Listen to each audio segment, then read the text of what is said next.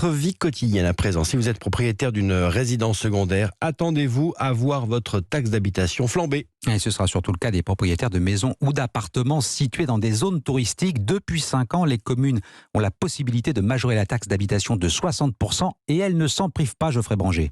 Oui, cette année, des villes comme Lyon, Biarritz ou encore Saint-Jean-de-Luz ont décidé d'appliquer cette surtaxe de 60% destinée aux mairies. À Marseille, par exemple, pour un logement dont la valeur locative est de 2 500 €, le redevable devait payer l'an dernier 1 174 € de taxe d'habitation.